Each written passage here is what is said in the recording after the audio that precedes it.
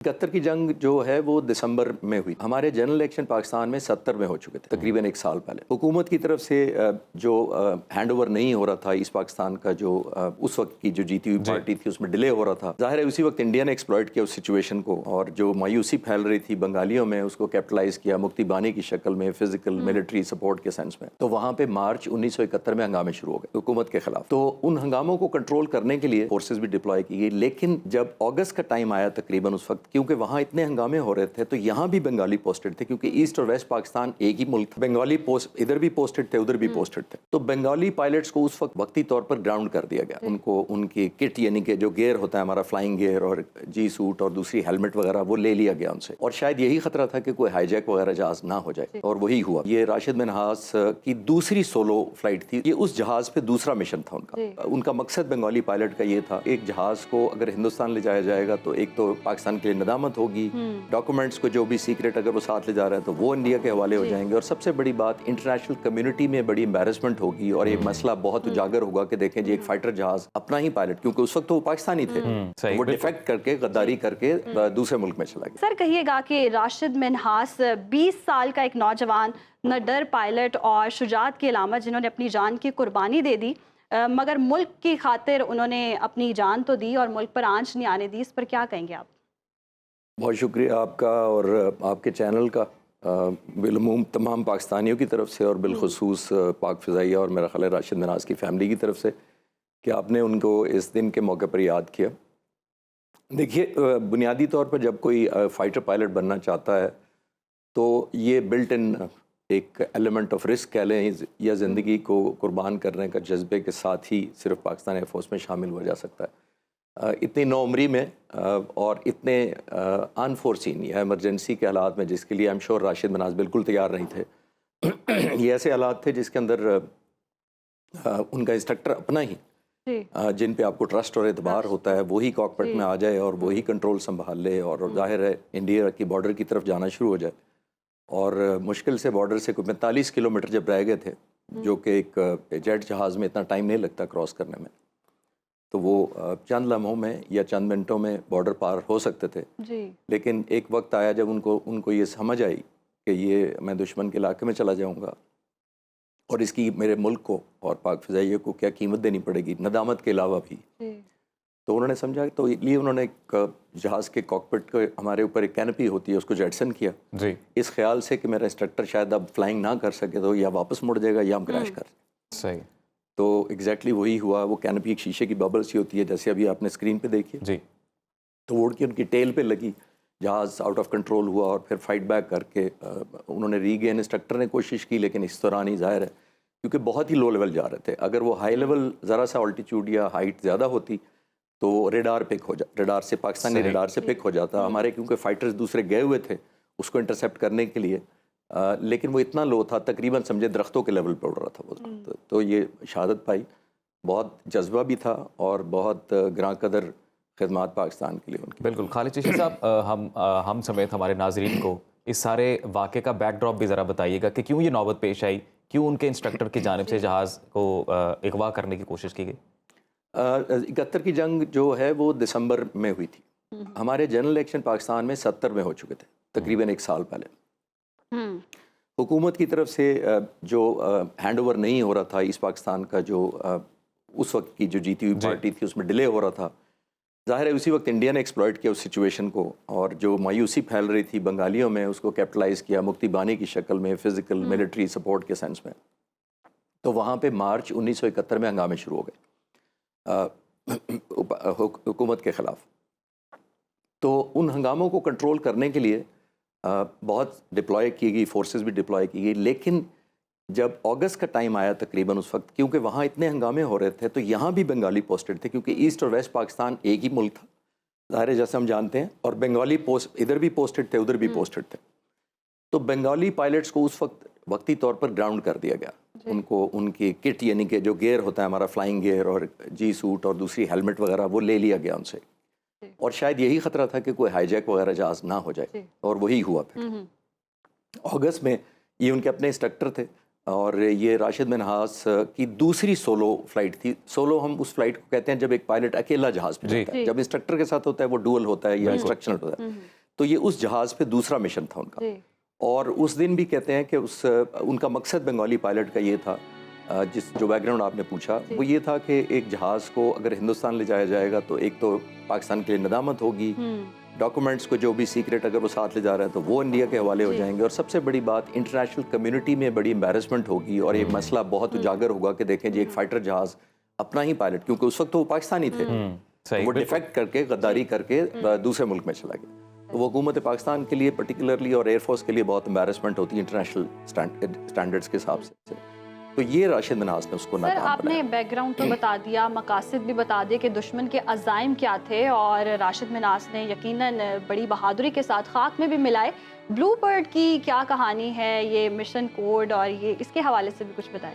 یہ ریڈیو کا کال سائن ہوتا ہے جی, کیونکہ جب میں ایز اے خالد چشتی جہاز میں اڑتا ہوں تو میں اپنا نام یوز نہیں کرتا, ہم ایک کوڈ ہمیں ایشو ہوتا ہے.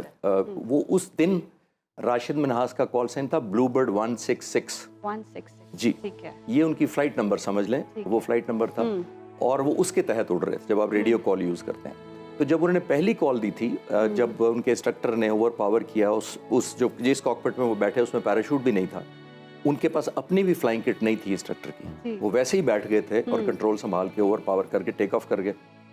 جو ہی انہوں نے ٹیک آف کیا تو ایئر ٹریفک وہ اتنا لو تھے بیکاز پیراشوٹ نیچے آپ کے سیٹ پہ ہوتا ہے, تو وہ نہیں تھے, وہ زمین پہ نظر بھی نہیں آئے کسی کو کہ ایک پائلٹ اور پیچھے بیٹھا ہوا ہے, بیکاز وہ سیٹ پیراشوٹ کیونکہ کافی اونچا ہوتا ہے اس کی وجہ سے وہ بہت لو تھے. اور جب وہ ٹیک آف کر رہے تھے تو اس کے بعد انہوں نے against the air traffic instruction دوسری طرف مڑنا چاہا. صحیح, وہ بھی آبزرو ہوا.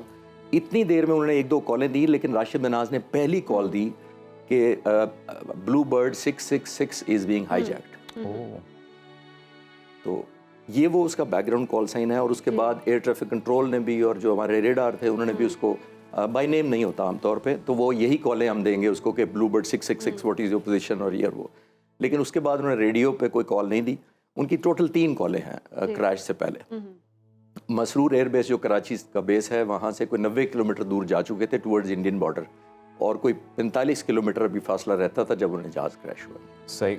سر since you been associated with one of the best air forces in the world, تو میں یہ مائنڈ سیٹ جاننے کی کوشش کرنا چاہتا ہوں, وہ جذبات جاننے کی کوشش کرتا ہوں کہ 20 سال کی عمر کا ایک نوجوان پائلٹ ہے, پورا کریئر نظر آ رہا ہے, فیملی نظر آ رہی ہے, پوری لائف نظر آ رہی ہے, دوست یار نظر آ رہے ہیں. ایسا کیا ہوتا ہے ایسی سچویشن میں کہ آپ وطن کی خاطر جہاز کا رخ موڑ دیتے ہیں زمین کی طرف؟ میں اکثر لوگوں کو, یہ بڑا اچھا سوال ہے آپ کا, اور اس سوال کے جواب میں اکثر میں لوگوں کو یہ کہتا ہوں کہ جوائننگ پاکستان ایئر فورس اور particularly becoming a fighter pilot is neither a profession neither a job, it's a passion. تو یہ کوئی وہ جاب سیکر نہیں ہوتے ہم لوگ. میں ہمیشہ یہ کہتا ہوں جب آپ بڑے ہوتے ہیں اور کچھ لوگ جاب, میں ان کے خلاف نہیں کہہ رہا, لیکن جو ایئر فورس میں جوائن کرتے ہیں وہ جاب سیکنگ کے لیے نہیں کرتے, وہ پیشن کے لیے کرتے ہیں. میں اعتماد آپ کو یہاں بتانا چاہتا ہوں, جو مجھے ایئر فورس میں سینئر آفیسرز نے, جو ان کے کولیگ ہیں, انہوں نے بتایا. وہ کہتے ہیں کہ جب پہلی دفعہ راشد منہاس کی والدہ کو پتہ لگا کہ راشد منہاس کا جہاز کریش ہو گیا, تباہ ہو گیا, تو انہوں نے اس لیے نہیں بے یقینی کی کہ راشد منہاس چلا گیا. انہوں نے کہا کہ وہ اتنا پرجوش اور جذبے سے بھرا ہوا تھا, وہ اپنا جہاز کیسے تباہ کر سکتا. یعنی کہ انہوں نے جذبے کو لنک کیا, بالکل کہ اتنا جذبہ ہونے کا والا بچہ جو ہے, جو پائلٹ ہے, وہ اپنا جہاز کیسے تباہ کر سکتا ہے. تو بعد میں پھر ان کو بتایا گیا کہ نہیں, انہوں نے جہاز خود تباہ کیا اور ایک قومی جذبے سے تباہ کیا اور ملک کے وقار کے لیے تباہ کیا. تو یہ ایک آپ کی بات صحیح ہے کہ اگر آپ یونیورسٹی کسی میں چلے جائیں تو 20 سال کے بچے آج کل بی بی اے اور یونیورسٹی میں پڑھ رہے ہوتے ہیں, سٹارٹ ہوتی ہے, بالکل سٹارٹ ہوتی ہے. تو وہ 17 سال کے چلے گئے, اور تقریباً 7 بہن بھائی تھے. اور میں ان کے بھائی کا ایک دفعہ انٹرویو پڑھ رہا تھا, تو وہ واقعی کہتا تھا کہ کوئی 14-15 سال کی عمر میں اس کو کوئی کام نہیں تھا سوائے جہازوں کے ماڈل خریدنا, جہازوں کی کتابیں پڑھنا. یہاں سے مجھے یاد آیا, ہمارے نا ٹیچرز ہمیں جب ہم اسکول لیول سے ہی پڑھتے آ رہے ہیں ان کے بارے میں, اور آج تک پڑھ ہی رہے ہیں, اور ایسی بے مثال مطلب ایک ہستی ہیں. تو ہماری ٹیچرز بتایا کرتے تھے کہ وہ بکس بھی ایسی پڑھتے تھے، بہادری کے مطلب قصے انہوں نے پڑھنے، نوجوانوں کے قصے پڑھنے، کتنی موٹیویشن ملتی ہے بکس سے بھی آپ کو ملتی ہے. تو اس طرح کے جو سٹوریز ہوتی ہیں ہمیں کتنی اجاگر کرنے کی ضرورت ہے، نوجوان نسل کے لیے مشعل راہ بن سکیں. تو ہر فورم پر ہمیں کتنا یاد کرنے کی ضرورت ہے. آج بھی ہم یاد کر رہے ہیں اور ہمیشہ کرتے رہیں گے تا قیامت. ان کی جو قربانی ہے یاد تو کریں گے، لیکن آپ کو کیا لگتا ہے کہ نوجوانوں کے لیے ایک موٹیویشن کے لیے اب کتنا اجاگر کرنے کی مزید ضرورت ہے ایسی سٹوریز کو؟ دیکھیے ایسے لوگ رول ماڈل ہوتے ہیں جی بالکل، نہ صرف پاکستان ایئر فورس کے لیے، لیکن آپ نے صحیح کہا کہ 20 سال کی عمر میں ایک بچہ اتنا بڑا کام کر گزرے ملک کے لیے، تو وہ آج کی نوجوان نسل کے لیے تو ڈیفینیٹلی ایک رول ماڈل یا مینٹور شپ ہوتی ہے. بے شک. ہم جو ایئر فورس میں رہے اور فائٹر پائلٹ ہم بعد میں بنے، ایسی سٹوریز ہم جب ایم عالم کی، سرفراز رفیقی کی جب سنتے تھے تو ہمیں لگتا تھا کہ بار اتنی ہائی سیٹ کر گئے یہ لوگ. دیکھیں اٹس لائک ایتھلیٹک اسپورٹس کی بات ہے، کمپٹیشن ہے. مطلب یہ سٹینڈرڈ سیٹ کر گئے اور اتنی ایکسپیکٹیشن ہم سے کی جانی چاہیے بھی. اور obviously جب وہ بار سیٹ کر جاتے ہیں اور وہی آج تک جاری ہے. یہ جیسے میں نے کہا کہ جب آپ کا پیشن بیچ میں حائل ہوتا ہے، اصل ڈرائیونگ فورس آپ کا جب پیشن ہوتا ہے تو پھر آپ بار کو آپ کو شاید ہر بار چھوٹی لگتی ہے because آپ کا پیچھے پیشن. وقت کم ایک میرا ذاتی سوال سے میں چاہوں گا ضرور اگر ون لائنر کامنٹ کر دیں. وہ کہا جاتا ہے کہ it's not always about the machine, it's about man behind the steering, man behind the wheels. تو یہ کتنی سچائی ہے اس میں؟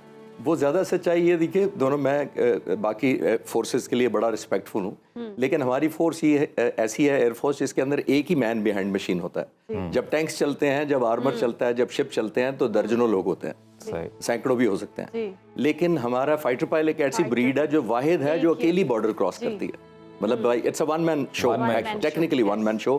اور across the border with that speed, وہ آپ کی بات صحیح ہے، ہم ریئل سینس میں اس کی ایگزبٹ کر رہے ہوتے ہیں man behind the machine. It's because only most of the time it's one man behind the machine.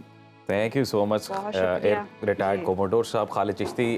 خصوصی آج راشد منہاس کے یوم شہادت کے موقع پر بڑی خوبصورت بات انہوں نے کی.